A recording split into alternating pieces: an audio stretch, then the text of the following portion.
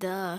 Ladies and gentlemen, Nobody 2 just dropped this weekend, and we are going to review it. Here's how this video is going to look. I just saw the movie. We're going to be spoiling things, just a heads up. But we're going to talk about the good things about the movie, the bad things about the movie, and then we are going to be ranking it on a scale from 1 to 10. 1 being a stepping on a Lego brick of the eyes, 10 being Citizen Kane, okay? So, that being said, ladies and gentlemen, let's dive right in. Good things about the movie. First, full disclosure, the first Nobody, I loved it, okay? I think it was a fantastic, fantastic movie. And something that I think about the movie a lot is that it's kind of the male fantasy, to be quite honest, okay? Family man, something happens, you know, the weakest of them, his daughter, you know, something unfortunate happens to her. Give me the damn kitty cat bracelet! And that's just the tipping point. It's like, okay, it's time for take some action, okay? So he's got this crazy background. He goes, he does things, causes a chain of events, which involves him getting in a 1v1. Actually, not even a 1v1, but he fights off this, like, Ukrainian, Russian, I don't know what nationality they are, I can't remember, mob, okay, and does it all single-handedly. It's pretty great, really good movie. I really love the first one. This one has a lot of the same male fantasy ideas in there. As you can see from the trailer, what happens is something goes down, some rowdy security guard smacks his daughter upside the head, and that just flips, okay? And I think it's the male fantasy, but also it's I don't know how to describe it. Any good father, I think, would feel the same way, at least want to do the same kind of thing if his daughter was treated like that, I think. And so I think that's really, really interesting. I think it really, really would resonate with a lot of people. It would for me. So I think that's pretty good writing. Very, very interesting. But speaking of the first movie, because we got to bring the first movie into this a lot because it follows the format of the first movie very closely, in some parts closer than others. What I mean by that is this. So the first movie opens up and we're seeing Hutch, our main character, right? We're seeing his weekly routine, what happens every morning, what he does every day, that kind of stuff. And the movie opens up the same way in Nobody 2. However, he's back in the business of being an auditor, as they would call it.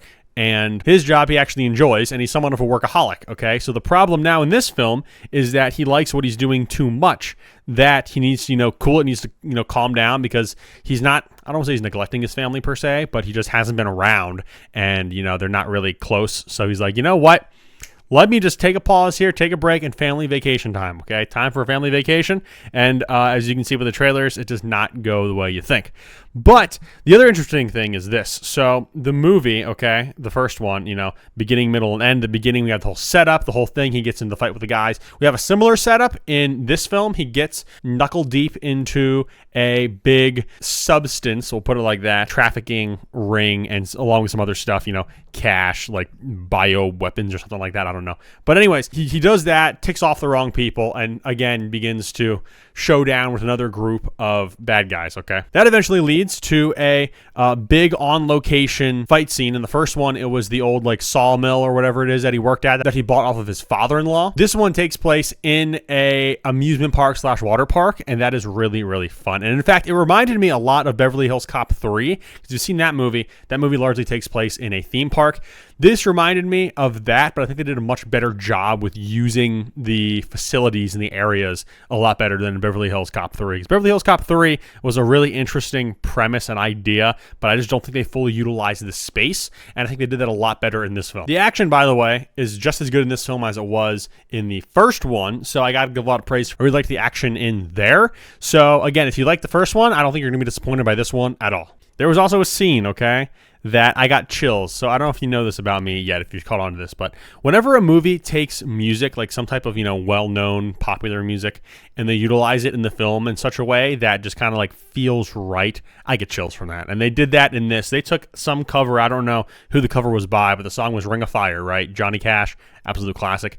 And they had that playing for a good chunk of the beginning of the final fight against all the guards and stuff, and I think it was pretty fantastic. George's also got some interesting stuff going on too, as far as the whole work-life balance dynamic thing going on, because it's mostly Bob Odenkirk's character and his wife. They kind of have this whole, I don't know, back and forth. Things are a little dicey between them, but it's just because she thinks he's working too hard, and the kids haven't seen him for a while. He leaves. He's gone for most of the day, comes home at night, sleeps for a couple hours, and just leaves again. And that's not great. So it's really interesting because he's truly trying his very hardest and his very best to leave work behind, go on a family vacation, and at the end of the day, and this is alluded to earlier in the film, you know, a character says something, but it's his own nature that kind of keeps him from being able to stay out of trouble. And he literally did, in my opinion, nothing to really fall into this. It just happened. And it's just, you know, it is what it is, to be quite honest. You can maybe make one point in the movie where it's like, okay, you did this and that caused the domino effect getting you to where you are now. But ultimately, that isolated event alone, we didn't know would cause this domino effect, so we can't really give him all the blame for it, which is really, really interesting. I will say, too, at the end of the day, it reminds me of this. It reminds me of the Vacation requel, okay? The Vacation requel meets Die Hard, and that's kind of what you get in this film, and it's really, really fun, okay? I had a really good time with it. The villains in this film, you have Sharon Stone's character, which is really, really interesting. She's very brutal, so it was really nice seeing her in that role. And then, hey, wait a minute. Is that... Oh my goodness, ladies and gentlemen, it's Travis Marshall, the Doomsday Killer from Dexter Season 6. If you didn't know, I did a review of that as well, along with all of Dexter thus far. Dexter Resurrection Season 1 review coming out shortly after that season wraps up. But in the meantime, I'm going to put a little plug in there. But as I was saying, probably going to wrap up my good section of this film. It's kind of felt like a lot of rambling, but I mean, there's not a lot to it. I mean, like I said, it follows the format of the first one. It just adds a new location, some new things, some new bad guys, and it's really good. The format from the first movie is really good too. It's not overdone, and so this film takes it, it adapts it, but doesn't adapt it too hard, and it's still able to kind of be its own thing. But if you have the context of the first film, you're going to understand a little bit more, and so that's really interesting to see as well. So the first thing in the bad section I got to say is Colin Hanks' haircut in this film is terrible. I hate it, and it was just distracting every time he'd come on screen because I'd see that haircut and I'd be like, dude, what? It's such a, like, I hate the trending haircuts of the 2020s right now. Like, they're bad. Like, guys wearing mullets again, and I'm like, those were never good then, they're not good now, so just stop. Just quit while you're ahead. Then you got, like, the middle school mop, the, like, broccoli hair. Like, oh, I hate that stuff. Anyways, I'm done ranting about hair. And there's another thing I gotta say, too, and there's this... Might be a little bit of a nitpick, but I feel like the second act does drag a little bit, especially compared to the Last Nobody movie, because the second act of the Last Nobody movie is when it really felt like you knew where this film was going, the direction the film was going, versus in this one, you kind of know where it's going to begin with because you've seen the first one, presumably. So there's not as many hard twists and turns. It's like, oh, okay, this goes from, in the first movie, confronting a bunch of robbers into this rage of him beating up some thugs on a bus, which ends up ticking off the mob. It's not quite that, so it's not quite as deep, I suppose.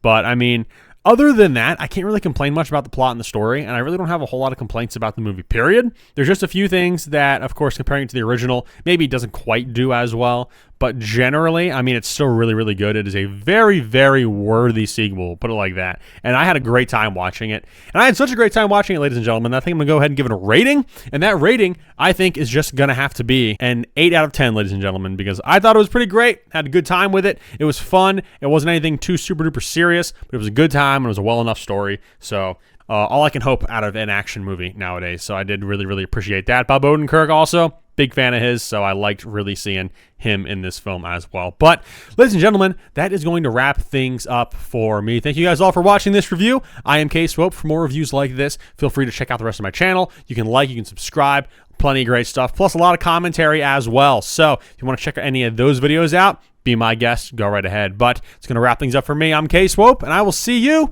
in the next one.